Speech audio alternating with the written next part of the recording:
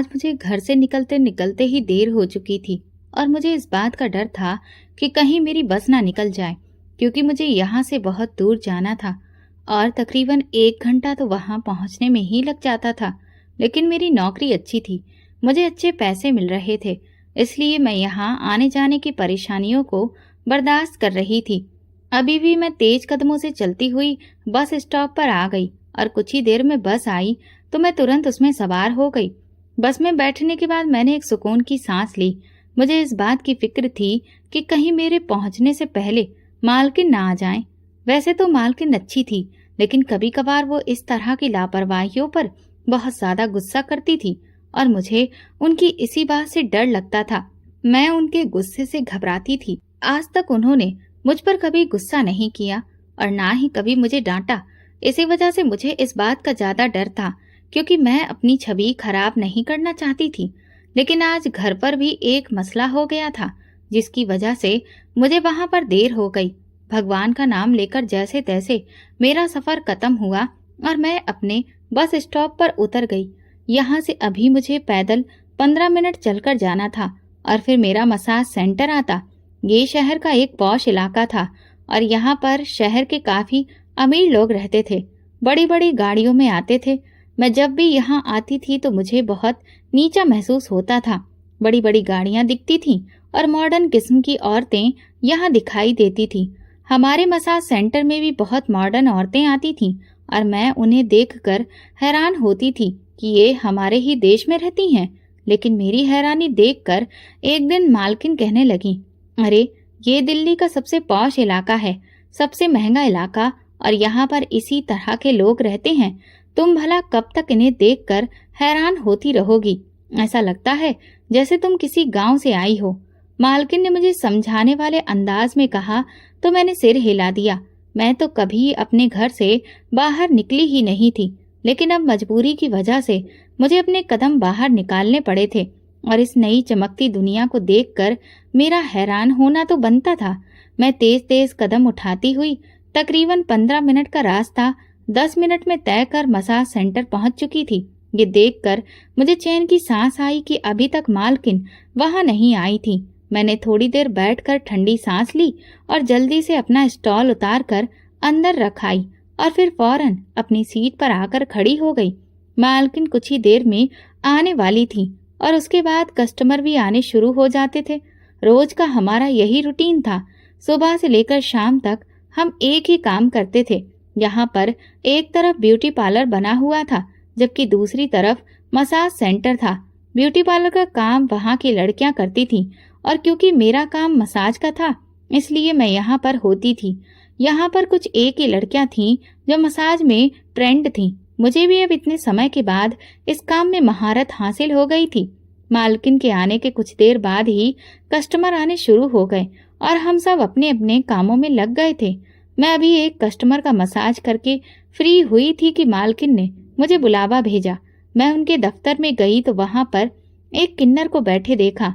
उसे देखकर मैं हैरान रह गई। आज तक यहाँ पर कभी कोई किन्नर नहीं आया था। उसे बैठे देखकर मुझे बहुत ही अजीब सा लगा और मैं बड़ी ही नाजुक सी हालत महसूस कर रही थी। लेकिन तभी मालकिन की बात ने मेरे होश उड़ा दिए। मालकिन का कहना था कि इनको भी मसाज कराना है, इसीलिए इन्हें अंदर लेकर जाओ और इनका मसाज तुम खुद करोगी। मालकिन की बात सुनकर मैं हैरानी से उनका चेहरा देखती रह गई। मैं इनकार करना चाहती थी, लेकिन मेरे शब्द मेरे गले में ही दम तोड़ गए और मैं बड़ी ही बेदिली से वहां से निकल आई, क्योंकि ये तो मेरा काम था और मालकिन जो काम करने को बोलती थी मुझे वो करना ही था। वो किन्नर भी मेरे पीछे पीछे आ गया और मैं एक तरफ बने हुए कमरे में उसे ले गई। वहां ले जाकर जब मैंने उसका मसाज करना चाहा तो ये देखकर मेरे पैरों तले से जमीन खिसक गई कि वो किन्नर तो मेरा नाम मयूरी है और मैं 22 साल की लड़की हूँ। मैं एक गरीब घराने से ताल्लुक रखती हूँ। पिताजी का देहांत हो गया है और उनके जाने के बाद घर के हालात बिल्कुल बदल कर रह गए थे, क्योंकि पिताजी ही सारे घर का खर्च चलाते थे। लेकिन उनके जाने के बाद हमारे घर की स्थिति एकदम पलट गई। हमारा गुजारा करना बहुत मुश्किल हो गया। मेरे बड़े भाई की एक छोटी सी नौकरी थी। वो उससे जो कमाते थे वो घर पर लगाने की पूरी कोशिश करते थे, लेकिन क्योंकि उनकी पत्नी भी थी और फिर घर के खर्च भी दिन ब दिन बढ़ते जा रहे थे, इसलिए भाई और भाभी का मूड अब अक्सर खराब रहने लगा। उनके इस बदलते मूड का नतीजा ये निकला कि वो लोग हमसे अलग हो गए। उन्होंने अपना किचन अलग कर लिया और ऊपर वाले पोर्शन में रहने लगे। उस दिन मेरी माँ बहुत रोई थी। उन्हें पिताजी की शिद्दत से याद आई, जिनके होते उन्हें कभी कोई मुश्किल नहीं हुई थी। लेकिन अब जबकि पिताजी इस दुनिया से चले गए थे और भाई ने अपनी एक अलग दुनिया बसा ली थी, तो ये सब बर्दाश्त नहीं हो रहा था। मैं, माँ और मेरी छोटी बहन, हम तीनों बहुत परेशान होकर रह गए थे। आमदनी का अब कोई ठोस जरिया नहीं था, इसीलिए मैं घर से बाहर निकलने का सोचने लगी और एक प्राइवेट स्कूल में नौकरी कर ली। यहाँ मुझे सिर्फ 4,000 रुपए मिलते थे, क्योंकि उनका कहना था कि आपके पास कोई अनुभव नहीं है और ना ही आपकी पढ़ाई इतनी ज्यादा है। आजकल तो बीएड की डिग्री से कम वालों को हम टीचर की जॉब देते ही नहीं हैं, लेकिन क्योंकि आपको सख्त जरूरत है और आप हमारे मोहल्ले की ही हैं, इसलिए हम आपको ये जॉब दे रहे हैं। मैंने जो अभी 2 साल पहले ही ग्रेजुएशन पूरा किया था, प्रिंसिपल का मुंह मैं देखती रह गई थी। मेरी ग्रेजुएशन को कोई महत्व नहीं दिया गया और इसी वजह से मेरी तनख्वाह भी कम रखी गई। मैंने बड़ी मुश्किल से खींच-तान कर 2 महीने तक उस स्कूल में पढ़ाया और फिर छोड़ दिया, क्योंकि माँ का कहना था कि इतनी मेहनत करती हो और तनख्वाह इतनी कम, तो इसे छोड़ देना ही बेहतर है। मैं खुद भी यही चाह रही थी। माँ के कहने पर मैंने तुरंत ही स्कूल छोड़ दिया और घर बैठ गई। अब मुश्किल ये थी कि आखिर क्या काम किया जाए।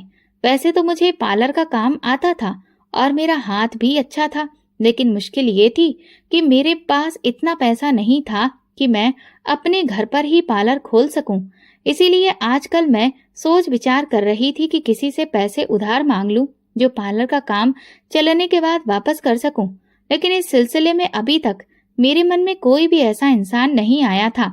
घर के हालात भी दिन ब दिन बिगड़ते जा रहे थे, क्योंकि माँ की दवाइयाँ और घर का राशन खत्म हो चुका था और हम तीनों माँ बेटियां अब एक दूसरे की शक्ल देख रही थीं। इसी सब मुश्किल में मुझे अचानक से सोनी दीदी का ख्याल आया। सोनी दीदी हमारी गली में कुछ घर छोड़कर रहती हैं। वो शहर के एक मशहूर इलाके में किसी पार्लर में नौकरी करती हैं। उन्होंने एक बार मुझे पहले भी नौकरी के बारे में बताया था और कहा था कि अगर तुम चाहो तो मैं तुम्हें वहां पर लगवा सकती हूँ। तुम्हें सैलरी भी काफी अच्छी मिलेगी।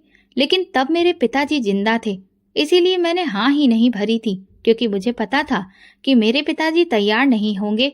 लेकिन अब क्योंकि मुझे जरूरत थी और पिताजी भी जिंदा नहीं रहे थे, इसलिए मैंने सोनी दीदी से बात करने की ठानी और उसी वक्त माँ को बताकर मैं उनके घर चली गई। मेरी किस्मत अच्छी थी कि सोनी दीदी मुझे घर पर ही मिल गईं। वो पार्लर पर जाने की तैयारी कर रही थी और जब मुझे उन्होंने आते देखा तो बड़ी ही खुशी से मुस्कुरा दी। फिर पूछने लगी, क्या हुआ मयूरी, तुम यहाँ सुबह सुबह आई हो, सब ठीक तो है? मैंने गहरी सांस भरते हुए कहा, सोनी दीदी सब ठीक ही तो नहीं है। घर के हालात तो अब आपके सामने ही हैं और फिर माँ की दवाइयाँ भी खत्म हो गई हैं और राशन भी खत्म हो चुका है। भैया तो अब बिल्कुल भी पूछते नहीं, चुपचाप घर में आकर खामोशी से ऊपर चढ़ जाते हैं। मुझे तो समझ नहीं आ रहा कि हालातों में मैं क्या करूं। ऐसी सोच विचार में थी कि आपके दिए गए 2 साल पहले के ऑफर का मुझे अचानक से याद आ गया। सोनी दीदी, मैं अब पार्लर में काम करना चाहती हूँ। क्या आप अभी भी मुझे अपने पार्लर में नौकरी दिलवा सकती हैं? मैं बड़ी ही उम्मीद लेकर सोनी दीदी के चेहरे की तरफ देख रही थी और उस वक्त मेरा दिल तेजी से धड़क रहा था, क्योंकि ये मेरे लिए अब एक आखिरी उम्मीद थी। सोनी दीदी मुस्कुराकर कहने लगी, अरे हाँ हाँ, क्यों नहीं लगवा सकती हूँ। मेरी मालकिन ने अपने पार्लर के साथ में एक मसाज सेंटर भी खोल लिया है और अब उन्हें वहाँ पर स्टाफ की जरूरत है। मैं इस बारे में उनसे बात करती हूँ। मुझे पूरा भरोसा है कि वो तुम्हें काम जरूर दे देंगी। सोनी दीदी ने मुझे तसल्ली दी और सुकून दिलाया कि वो मेरी जॉब का इंतजाम कर देंगी। सोनी दीदी ने तसल्ली तो दे दी थी, इसी वजह से मैं कुछ निश्चिंत हो गई। जब मैं वहां से लौट रही थी तो दीदी ने मुझे कुछ पैसे भी देने की कोशिश की थी, लेकिन मैंने वो पैसे नहीं लिए। हालांकि उनका कहना था कि जब तुम्हें सैलरी मिलेगी तब तुम मुझे ये पैसे लौटा देना, लेकिन अभी तक नौकरी की बात पक्की तो नहीं हुई थी, तो इसीलिए मैंने सोचा कि मैं भला उन्हें वापस कैसे करूंगी। इसलिए मैंने दीदी को मना कर दिया और एक सुकून की उम्मीद लेकर घर वापस लौट आई। माँ ने मुझे जब शांत देखा तो पूछने लगी, सोनी ने क्या कहा? मैंने माँ को सारी बात बता दी तो वो सोनी दीदी को दुआएं देने लगी। उनकी बदौलत शायद मुझे नौकरी मिल ही जाती, मुझे इस बात की पूरी उम्मीद थी। और फिर मैं रात तक का वक्त बड़ी मुश्किल से गुजारी। जैसे ही मुझे इस बात का यकीन हो गया कि सोनी दीदी अब घर पर आ गई होंगी, मैं तुरंत उनके घर की तरफ चली गई। और मेरा ये अंदाजा बिल्कुल सही था। उन्हें घर पर लौटते हुए अभी बस कुछ ही देर हुई थी। मैंने उनसे नौकरी के बारे में पूछा तो उन्होंने मुझे खुशखबरी दी। मालकिन ने मुझे कल बुलाया है। वो मेरा एक छोटा सा टेस्ट लेंगी और फिर उसके बाद मेरी नौकरी पक्की हो जाएगी। और उन्होंने सैलरी भी काफ़ी अच्छी बताई थी और ड्यूटी का वक्त भी उतना ही था जितना कि सोनी दीदी का था। ये सब सुनकर मैं बेहद खुश हो गई और उनके गले लगकर उनका शुक्रिया अदा करने लगी। जब मैं घर आई तो माँ ने मेरी खुशी से चमकते हुए चेहरे को देखा तो उन्हें अंदाजा हो गया कि मेरी नौकरी पक्की हो गई है। इस खुशखबरी को सुनकर अम्मा रोने लगी और कहने लगी, अगर आज तुम्हारे पिताजी जिंदा होते तो कभी तुम्हें घर से बाहर नहीं निकलने देते, लेकिन तुम्हारे भाई की गैरत कहीं जाकर मर गई है, जिसकी बदौलत उसे ये सब नजर ही नहीं आ रहा कि जवान बहनें अपना गुजारा किस तरह से कर रही हैं और अब अपनी जिंदगी को चलाने की खातिर वो नौकरी करने जा रही हैं। ये सब सोच सोच कर माँ काफी देर तक रोती रही और मैं उन्हें गले से लगाकर तसल्ली देती रही। मुझे अब बस कल का इंतजार था जब मैं वहां पर जाती और मालकिन को टेस्ट देकर पास होती और वहां पर मेरी नौकरी पक्की हो जाती, क्योंकि मुझे यकीन था कि मैं कामयाब होकर जरूर आऊंगी। अगले दिन मैं सोनी दीदी के साथ ही उधर आ गई थी और यहाँ पर इतना बड़ा पार्लर और मसाज सेंटर देखकर मैं तो हैरान रह गई। ये शहर के काफी महंगे इलाके में बना था जहाँ पर बड़े बड़े घरों की औरतें आती थीं। मैं यहाँ की सुविधा और सफाई को देखकर चकित रह गई थी। मालकिन अभी थोड़ा व्यस्त थी, मुझे कुछ देर इंतजार करना पड़ा। तब तक मैं पार्लर और मसाज सेंटर देखती रही। लड़कियां अपने काम में व्यस्त थीं और वे सभी बहुत प्रोफेशनल लग रही थीं। उन्हें देखना मुझे अच्छा लग रहा था और मेरे दिल में भी ये सपना जागने लगा था कि मैं भी यहाँ पर काम करूं। अब सब कुछ मालकिन पर निर्भर था। मैं उन्हें एक बार टेस्ट दे देती और अगर वे मुझे पास कर देती तो सब कुछ अच्छा हो जाता।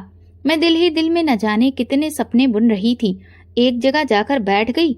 ये वेटिंग एरिया था। सोनी दीदी आते ही अपने काम में व्यस्त हो गई थी, जबकि कुछ देर इंतजार के बाद अब मेरी बारी आ चुकी थी। मालकिन ने मुझे बुलवाया था। मैंने सोनी दीदी के साथ चलने को कहा, लेकिन वे अपने काम में बिजी थीं, इसलिए मेरे साथ नहीं आ सकी। मैं सीधा मालकिन के ऑफिस में चली गई। मालकिन का ऑफिस भी उनकी तरह शानदार था और वे खुद भी बेहद खूबसूरत थीं। इस वक्त उन्होंने मॉडर्न कपड़े पहने थे, पैंट कोट, ऊपर से उनके सुनहरे बाल, हल्का हल्का मेकअप और काफी महंगी ज्वेलरी। उन्हें देखकर मैं कुछ पल के लिए स्तब्ध रह गई और खुद को बहुत ही साधारण महसूस करने लगी, क्योंकि मेरे कपड़े उनके सामने फीके लग रहे थे। इसके बाद मालकिन ने बड़े ही पेशेवर अंदाज में मुझसे कुछ सवाल किए और फिर मुझे एक लड़की का मसाज करने के लिए कहा। मालकिन खुद मेरे साथ वहां तक आई और मुझे खड़े होकर देखती रही। मैंने अपनी पूरी कोशिश की कि मैं टेस्ट अच्छा दूं और ऐसा ही हुआ। मालकिन को मेरा काम पसंद आया था। उन्होंने फेशियल मसाज का टेस्ट लिया और बातें समझने के बाद मुझे फाइनल कर दिया। उन्होंने मुझे अपने मसाज सेंटर में नौकरी दे दी। ये मेरे लिए बहुत खुशी का दिन था। उन्होंने मुझे अच्छी सैलरी भी दी, जो मेरे घर के सारे खर्चों को पूरा करने के लिए काफी थी।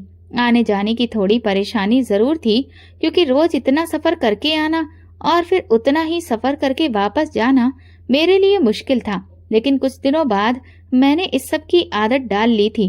शुरुआत के कुछ दिन तो मैं सोनी दीदी के साथ ही आती जाती रही, लेकिन अब मैं अकेले ही आने जाने लगी थी, क्योंकि हम दोनों की ड्यूटी टाइम में काफी फर्क था। मेरा रूटीन अब सेट हो चुका था और मैं वहां पर अच्छे से काम कर रही थी। मालकिन मेरे काम से बहुत खुश थी, क्योंकि मैं तो ना तो ज्यादा नखरे करती थी और ना ही मीन मेख निकालती थी। आराम से अपने काम से मतलब रखती थी। यही वजह थी कि मैं बहुत जल्दी एक अच्छे कर्मचारी की हैसियत से वहां जानी जाने लगी थी। मसाज सेंटर में काम करते हुए मुझे 2 महीने हो चुके थे और यहाँ मैं हर रोज एक नई दुनिया देखती थी। नई नई औरतें, जो शहर की महंगे इलाकों की खूबसूरत महिलाएं थीं, वे काफी महंगे कपड़े पहनकर गोरी चिट्टी और चमकदार त्वचा के साथ यहाँ आती थीं और अपनी पसंद का मसाज करवा कर चली जाती थीं। वे मसाज के लिए एक बार में हजारों रुपए खुशी खुशी खर्च कर देती थीं। मालकिन की रोज की आमदनी लाखों में थी। मैं उन औरतों को देखकर हैरान हो जाती थी जो अपनी खूबसूरती पर हजारों रुपए खर्च करती थी। आज तक मैंने इतनी मॉडर्न औरतें अपनी आंखों से कभी नहीं देखी थी। हमेशा टीवी ड्रामा या फिल्मों में ही देखा था, लेकिन अब जब मैं उन्हें अपने सामने देखती थी तो शुरू शुरू में मैं दंग रह जाती थी, लेकिन धीरे धीरे मुझे सब कुछ सामान्य लगने लगा था। मैं हैरान होती थी कि ये औरतें इतना महंगा मसाज करवाने के लिए लगभग हर दूसरे तीसरे दिन यहाँ आती थीं और शायद इसी वजह से मालकिन भी उनसे अच्छे खासे पैसे लेती थी। यूं देखा जाए तो उन पैसों के लिहाज से हमारी सैलरी बहुत ज्यादा नहीं थी, क्योंकि मालकिन तो दोनों हाथ से पैसा कमा रही थी। शुरुआत में मुझे बहुत ज्यादा झिझक होती थी और मैं अपने सामने लेटी हुई उन खुली औरतों को देखकर काफी झिझक जाती थी, लेकिन फिर मालकिन के समझाने पर मुझे अंदाजा हुआ कि ये सब तो मेरे काम का हिस्सा है और मुझे इस काम में झिझकना नहीं चाहिए, वरना मेरा काम ठीक से नहीं होगा। इसीलिए धीरे धीरे मेरी झिझक खत्म हो गई थी और मैं बड़ी आसानी के साथ अपना काम कर लेती थी। अब तो बहुत सारी औरतें मेरी रेगुलर कस्टमर बन चुकी थीं। उन्हें मेरे काम करने का अंदाज पसंद आता था, इसलिए वे मेरे अलावा किसी और से मसाज करवाना पसंद नहीं करती थी। यही वजह थी कि 3 महीने का समय बीतने के बाद मालकिन ने मेरी तनख्वाह भी थोड़ी बढ़ा दी थी और वो दिन मेरे लिए बहुत खुशी का दिन था। एक तो मालकिन की नजर में अच्छा हो जाना और दूसरा तनख्वाह का बढ़ जाना मेरे लिए बहुत बड़ी अहमियत रखता था। अब मेरे घर के खर्चे पूरे तो हो ही रहे थे, साथ में मैं थोड़ी बहुत बचत भी कर रही थी, जिससे माँ की दवाइयाँ आ जाती थीं और घर में अब मैं कुछ अच्छा सामान भी खरीद लिया करती थी, जिससे घर में थोड़ी सी बरकत दिख रही थी। भाई ने अब तक एक बार भी पलट कर नहीं पूछा था कि मैं कहाँ काम करती हूँ और क्या काम करती हूँ। उन्हें तो जैसे बिल्कुल बेफिक्री हो चुकी थी। वे जैसे हमारी तरफ से पूरी तरह निश्चिंत हो चुके थे। इसी वजह से वे हमारी तरफ ध्यान नहीं देते थे। हमें तो वैसे भी अब अपने भाई से कोई उम्मीद नहीं थी, लेकिन मेरी माँ अक्सर उनके बारे में सोचकर रोने लग जाती थी, जिससे उनकी तबीयत भी खराब हो जाती थी। मेरी माँ को आजकल मेरी शादी का शौक चढ़ा था, लेकिन मैंने माँ को मना कर दिया, क्योंकि घर के हालात तो मेरे सामने थे और मैं इन हालातों में अपनी शादी रचाकर तो नहीं बैठ सकती थी।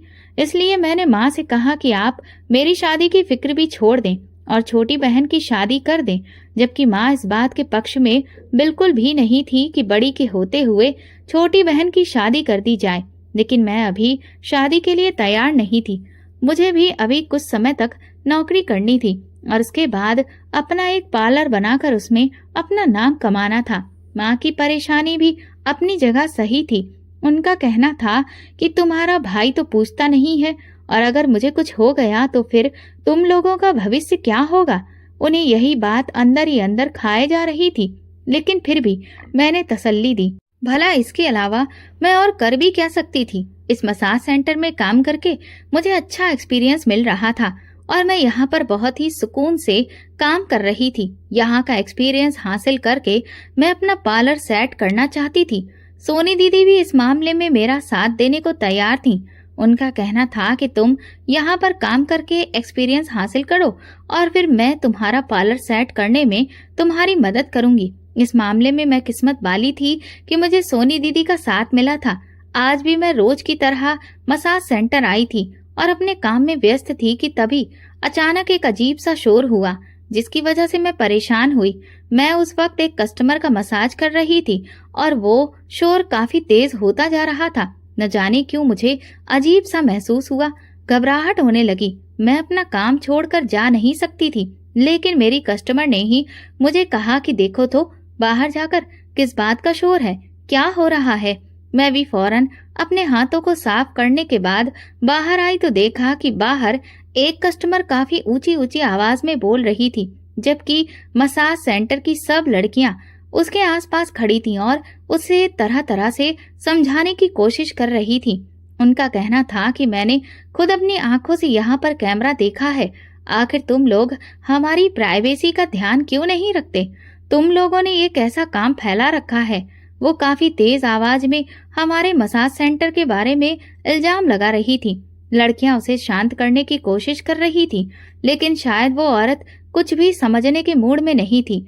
यही वजह थी कि वो और भी बुलंद आवाज में चिल्लाने लगी और चिल्लाते हुए ही वहां से बाहर चली गई और जाते जाते धमकी भी दे गई। उसका कहना था कि अब वो इस मसाज सेंटर पर केस करेगी और फिर हमें मजा दिखाएगी।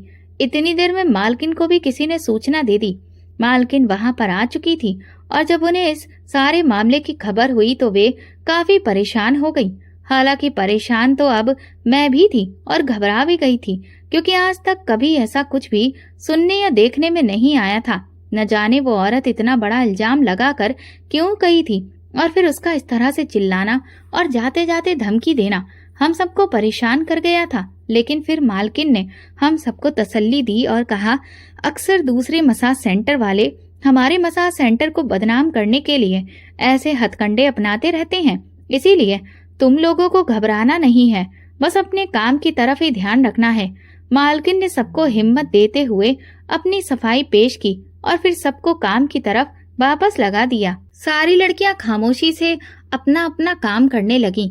वे जिस जिस कस्टमर को संभाल रही थीं, वे सब भी तरह तरह के सवाल पूछने लगे, लेकिन मालकिन धीमी सी मुस्कान के साथ सबको शांत करने में लगी थी। इसीलिए सब कस्टमर दोबारा से अपनी सर्विस लेना शुरू कर चुके थे। मैं भी उलझन में थी, क्योंकि मेरे लिए ये नई बात थी। यहाँ पर काम करते हुए मुझे इतना वक्त हो गया था, लेकिन आज तक कभी मैंने ऐसा कुछ भी नहीं देखा था और ना ही कभी ऐसा हुआ था। लेकिन आज न जाने क्या गलतफहमी हो गई थी और उस औरत ने जिस तरह यहाँ पर तमाशा बना दिया था, उससे पार्लर और मसाज सेंटर के नाम पर दाग भी लग सकता था। मालकिन अभी तक वहीं मौजूद थी। उन्होंने यहाँ पर मौजूद कस्टमर और स्टाफ को तो समझा दिया था, लेकिन मैं उनके चेहरे पर अभी भी परेशानी देख सकती थी। शायद उनकी ये परेशानी भविष्य में सच होने वाली थी, लेकिन इस बारे में अभी तो मैं कुछ पक्के तौर पर नहीं कह सकती थी। आज इसीलिए पार्लर में सन्नाटा छाया था। लड़कियां काफी सहम गई थीं और घबराए हुए अंदाज में अपने अपने काम में लगी थीं। इस हादसे को गुजरे हुए 1 हफ्ता हो गया था। इसके बाद दोबारा इस तरह का कोई हादसा पेश नहीं आया और ना ही वो कस्टमर दोबारा पलटकर हमारे यहाँ आई। लड़कियां भी अब अपने रोजाना के रूटीन के मुताबिक काम कर रही थी। यहाँ तक कि उस हादसे से जुड़ी हुई अभी तक कोई खबर भी हमें सुनाई नहीं दी थी। लेकिन आज जब मैंने मालकिन के कमरे में उस किन्नर को देखा तो मैं कुछ परेशान हो गई। मुझे बहुत गुस्सा आया और अंदर से अजीब सा महसूस हुआ जब मालकिन ने कहा कि तुम इसे मसाज के लिए ले जाओ और इसका मसाज तुम ही करोगी, ये बहुत खास है। मालकिन की बात सुनकर मैं हैरान रह गई। मुझे मालकिन से इस बात की उम्मीद नहीं थी कि वो मुझे ही इस किन्नर का मसाज करने को कहेंगी। मैं उन्हें इनकार करना चाहती थी और ये कहना चाहती थी कि मैं ये काम नहीं कर सकती, आप किसी और से करवा ले। लेकिन फिर ख्याल आया कि इस तरह मैं मालकिन की गुड लिस्ट से निकल जाऊंगी और वो बाकियों की तरह मुझे भी अच्छा नहीं समझेंगी। इसलिए अपने दिल की बात को दबाते हुए मैंने उससे आदर से कहा, चलिए मेरे साथ। उसे इज्जत देना भी मेरे प्रोफेशन का हिस्सा था, इसलिए मैं उसे बड़ी ही तमीज से मालकिन के कमरे से लेकर आई थी, जबकि मेरे चेहरे पर उलझन साफ दिखाई दे रही थी कि मैं ये काम नहीं करना चाह रही। मैं उसे लेकर एक तरफ बने हुए कमरे में चली आई। ये मसाज सेंटर का सबसे खास कमरा था और यहाँ पर मसाज करने के चार्ज बाकी कमरों की तुलना में काफी ज्यादा थे, क्योंकि इस कमरे में मालकिन ने ऐसा डेकोरेशन करवाया था जो दिमागी और मानसिक सुकून देता था। यहाँ आकर औरतें एकदम से हैरान हो जाती थीं। मैं खुद भी जब पहली बार इस कमरे में आई थी तो इसे देखकर बहुत दंग रह गई थी, क्योंकि इतना खूबसूरत और कुदरती नजारा था कि मेरी आंखें यकीन नहीं कर पा रही थी। इसीलिए तो इस कमरे के लिए मालकिन खास तौर पर ज्यादा पैसे चार्ज करती थी और यहाँ पर आजकल सिर्फ मुझे आने की इजाजत थी। अगर मैं कभी गैर मौजूदगी में होती तो फिर यहाँ बस एक और लड़की ही आ सकती थी। इसीलिए मालकिन ने मुझे उस किन्नर को इस खास कमरे में लाने को कहा था। मैं उसे यहाँ लाई और अपनी तैयारी में व्यस्त हो गई। तमाम चीजें निपटा कर मैंने सामने मेज पर रखी, लाइट्स को बहुत हल्का कर दिया और फिर उसे अपने लिबास को उतारने के लिए कहा। क्योंकि ये हमारे प्रोफेशन का हिस्सा था। हम कस्टमर के जो ड्रेस होती थी उन्हें हटाकर उनके ऊपर हमारे पास मौजूद सफेद कपड़ा डाल देते थे, जिससे उनके कपड़े खराब ना हो और वो औरतें भी आंशिक रूप से ढक जाती थीं। इसके बाद ही हम मसाज शुरू करते थे। मसाज खत्म हो जाने के बाद हम उन्हें वहां पर कुछ देर आराम करने के लिए छोड़ देते थे। मेरे कहने पर वो किन्नर सामने मौजूद मसाज टेबल पर लेट गया और बड़े ही चौकन्ने अंदाज में आसपास देखने लगा। जब मैं उसके पास आई तो वो एकदम से मुझसे बोला, मुझे मसाज नहीं करवाना, तुम वहां जाकर आराम से बैठ जाओ, या फिर ऐसा करो कि यहाँ से बाहर चली जाओ। मैं कुछ देर यहाँ पर बैठना चाहता हूँ। ये सुनकर मैं दंग रह गई। उसने तो मसाज के पैसे दिए थे और अब वो कह रहा था कि मुझे मसाज नहीं करवाना। मुझे ऐसा लगा शायद उसे मेरे चेहरे की नाराजगी पसंद नहीं आई, इसीलिए मैंने दोबारा से प्रोफेशनल मुस्कान अपने चेहरे पर लाते हुए उसे कहा, मैं माफी चाहती हूँ अगर आपको मेरी कोई भी बात बुरी लगी हो, लेकिन आपने मसाज के पैसे दिए हैं तो आप ये सर्विस लिए बिना तो यहाँ से नहीं जा सकते। मैं बड़े ही नरम अंदाज में उससे बोली तो वो कहने लगा, मैं तुमसे अपनी फीस वापस तो नहीं मांग रहा ना, मैं जैसा कह रहा हूँ चुपचाप वैसा करो, या तो वहां जाकर बैठ जाओ और खामोश रहो। इस कमरे में जो कुछ हुआ या फिर होने जा रहा है वो तुम्हें नहीं पता और ना ही तुम्हें उसके बारे में कुछ जानना है, इसीलिए अपनी जुबान बंद रखना। उसने मुझे अजीब तरह से धमकाने वाले अंदाज में कहा, जिससे मैं बहुत ज्यादा डर गई। मुझे बहुत अजीब सा महसूस होने लगा कि आखिर ये सब क्या है। फिर मुझे इस बात का जल्दी ही एहसास हुआ कि वो कोई किन्नर नहीं है बल्कि एक भरपूर मर्द है, क्योंकि उसके चेहरे पर एक अजीब सा कड़कपन था। लाइट में मैं पहले ही काफी हल्की कर चुकी थी, इसीलिए वो आंखें सिकोड़कर सारे कमरे में घूम फिर कर देख रहा था और फिर एक जगह पर आकर वो एकदम से रुक गया, जैसे कि उसे किसी बात का शक हुआ हो। और फिर अचानक वो मेरी तरफ बढ़ा और मुझसे कहने लगा, तुम यहाँ से बाहर जाओ और 5 मिनट के बाद अंदर आ जाना। मैं तो घबरा गई और फौरन उठकर बाहर की तरफ चल दी, लेकिन उसकी आवाज ने मेरे कदम रोक लिए। वो कहने लगा, बाहर जाकर किसी से कोई बात मत करना और 5 मिनट के बाद खामोशी से अंदर वापस आ जाना। मैंने चुपचाप सिर हिला दिया। सच कहूँ तो उस वक्त मैं बहुत ज्यादा खौफजदा हो चुकी थी और समझ में नहीं आ रहा था कि आखिर वो कर क्या रहा है। मुझे अभी तक उसकी सच्चाई के बारे में कुछ भी एहसास नहीं था कि वो एक किन्नर था या फिर एक मर्द, और वो वहां पर क्यों आया था। मैं अजीब सी उलझन का शिकार हो गई थी और ये उलझन मेरे चेहरे पर साफ दिखाई दे रही थी, क्योंकि एक लड़की ने वहां मुझसे पूछा भी, मयूरी तुम्हें क्या हुआ है, तुम कुछ परेशान दिखाई दे रही हो। मैं एकदम से चौंक गई और उससे कहा, अरे नहीं, कुछ भी तो नहीं हुआ, बस यूं ही तबीयत कुछ ठीक नहीं है। मैंने तबीयत का बहाना बना दिया। इतनी देर में 5 मिनट गुजर चुके थे। मैं दोबारा कमरे में आई तो वो अब बड़े ही शांतिपूर्ण अंदाज में सामने बैठा हुआ था और फिर मुझे मेरे बारे में पूछने लगा, तुम कौन हो और तुम्हारा नाम क्या है, कितना टाइम हो गया है तुम्हें यहाँ पर काम करते हुए। मैं उसे अपने बारे में बताती चली गई, जिसे सुनकर वो सिर हिलाता गया और फिर चला गया। उसने मुझसे मसाज नहीं करवाया था, लेकिन मैंने मालकिन से ये बात नहीं की थी और उन्हें कुछ नहीं बताया था। शायद ये मेरी गलती थी, मुझे उन्हें बताना चाहिए था, लेकिन ना जाने क्यों मैंने ये बात छुपा ली। और फिर अगले ही दिन जब मैं मसाज सेंटर आई तो उसके कुछ ही देर बाद पुलिस के कुछ लोग वहां पर आ गए। उनमें कुछ महिला पुलिस थी और कुछ आदमी भी थे, और वहां आते ही उन्होंने एक एक करके कमरे की तलाशी लेना शुरू कर दी। मालकिन उस वक्त अपने ऑफिस में थी। वो बाहर निकली, उनके चेहरे पर डर और परेशानी साफ नजर आ रही थी। मैं खुद बहुत घबराई हुई थी और मेरे साथ की बाकी लड़कियां भी उस वक्त घबराए हुए अंदाज में एक तरफ जाकर खड़ी थीं। हमारे चेहरों पर सवाल साफ दिख रहे थे। इतने में उन्होंने वहां तलाशी के दौरान कुछ खास कमरों से कैमरे बरामद किए और उन कमरों में काफी तरह की वीडियोस थी जो बड़े घर की औरतों की मसाज करवाने की थी, और उसमें कुछ और वीडियो भी थी जिनके बारे में मुझे पता नहीं था। मैं तो सिर्फ मसाज का ही काम करने आई थी और इस तरह के वीडियो के बारे में जानकर मैं खुद बेहद परेशान हो गई थी। पुलिस ने उस वक्त मालकिन को गिरफ्तार कर लिया, जबकि मसाज सेंटर को सील कर दिया गया और तमाम लड़कियों के बयान लेकर उन्हें घर वापस जाने के लिए कह दिया गया। इस सारी कार्रवाई के दौरान मैं बहुत डरी हुई थी। सोनी दीदी भी परेशान सी खड़ी थी। बहुत मुश्किल से हमें घर जाने की इजाजत मिली थी। मेरे मन में न जाने क्यों बार बार वो कल वाला किन्नर आ रहा था। हो न हो ये सब उसी का किया धरा है, यकीनन उसी ने ये सब किया होगा। मैं जब मसाज सेंटर से बाहर निकली तो सोनी दीदी भी मेरे साथ ही आ गईं और कहने लगी, मयूरी आज हम एक साथ घर चलते हैं। मेरा तो मन बहुत परेशान है और अकेले जाने को दिल नहीं कर रहा। मैं सोनी दीदी के साथ ही चलने लगी और फिर रास्ते में जब मैंने उन्हें कल वाले किन्नर के बारे में बताया और उसकी अजीब हरकत के बारे में सब कुछ जाहिर किया तो वो जैसे दंग रह गई और कहने लगी, मयूरी अब ये बात तुम किसी से मत कहना। यकीनन वो कोई पुलिस का ही आदमी था जो भेष बदलकर वहां आया था और उसने जब वहां पर कैमरे लगे देख लिए थे तो आज वो अपनी पूरी फोर्स लेकर वहां पर आ गया। अब तुम ये बात किसी से मत कहना वरना तुम्हारे लिए कोई मुसीबत खड़ी हो सकती है। सोनी दीदी ने तो मुझे डरा कर रख दिया था। मैं जो पहले से ही इतनी डरी हुई थी अब और ज्यादा खौफ का शिकार हो गई थी।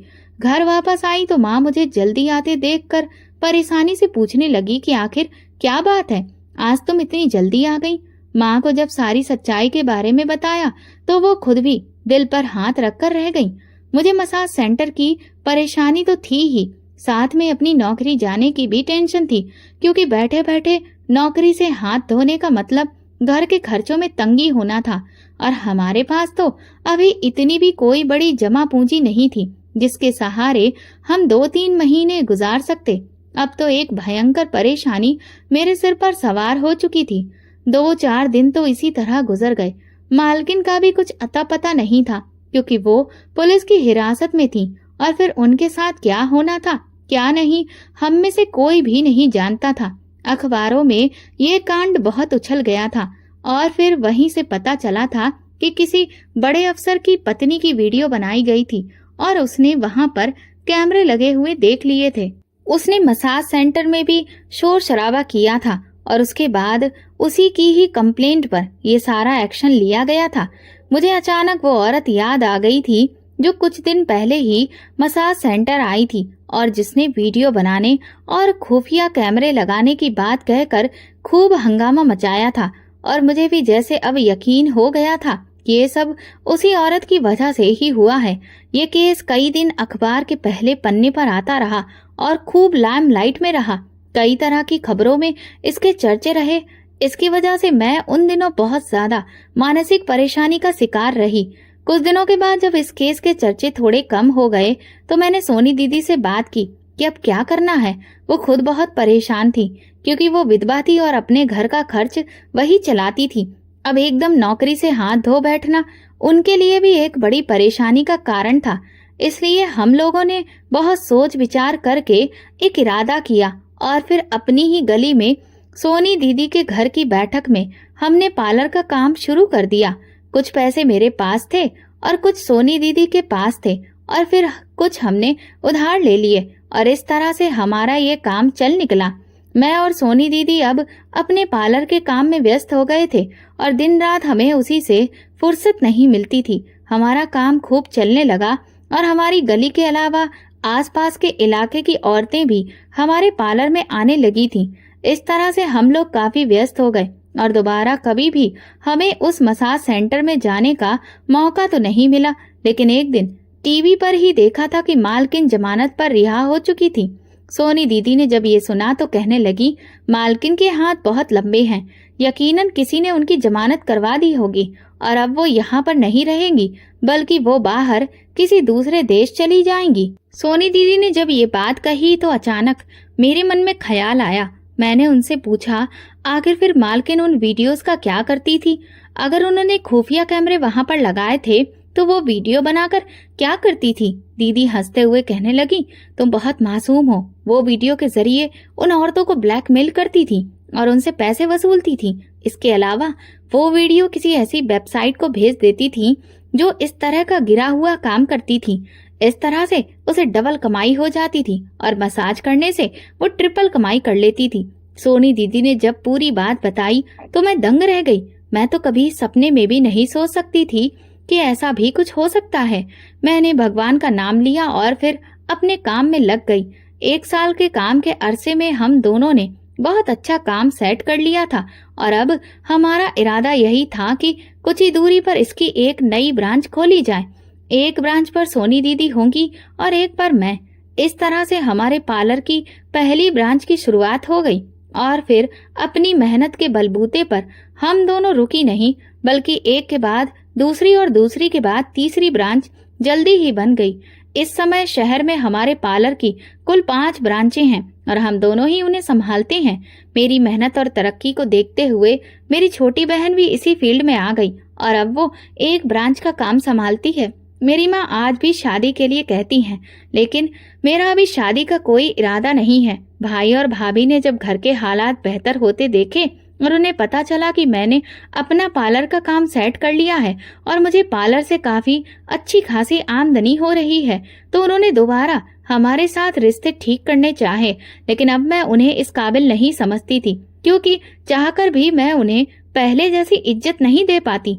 भाई और भाभी अब अक्सर माँ के पास आ जाते और इधर उधर की बातें करके चले जाते, जबकि मेरे लिए उनकी कोई अहमियत नहीं थी। मेरी माँ अब दुनियादारी के चलते रिश्ता निभा रही थी, वरना भैया के रवैये से उनका दिल बहुत दुखी था और वो भी अब उन्हें पहले जैसी मोहब्बत और महत्व नहीं दे पा रही थी। मुझे और मेरी बहन को इस तरह कामयाब देखकर माँ बहुत खुश थी और हमें दुआएं देती थी।